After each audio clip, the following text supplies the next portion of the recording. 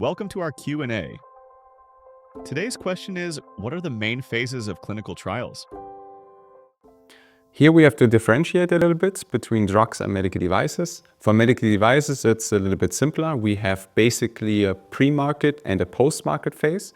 The pre-market phase sometimes is split up into a pilot and a pivotal project. The pilot is one where we gather first evidence, and then the pivotal one is where we gather the data we need to get our device to the market.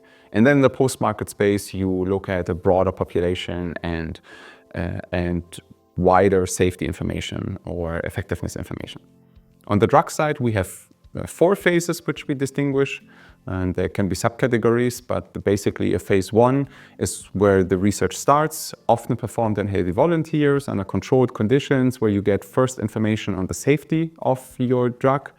In a phase 2, you have a proof of concept or dose finding, where you understand what's really the best dose and do we have first indications or good indications that our drug works. It's a little bit of a broader population already, and usually here patients are included. And then in phase 3 is where you establish proof of efficacy, so that you really show the drug does what you want it to do. Based on that information, you will then get to the market. And then phase 4 is basically post-market access study, in which you assess safety in a broader population with wider concomitant medications that are applied next to your treatment, or in subgroups which you don't have a very, very solid database on yet.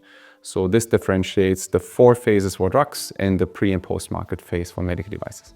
Do you have questions about clinical research? Leave a comment.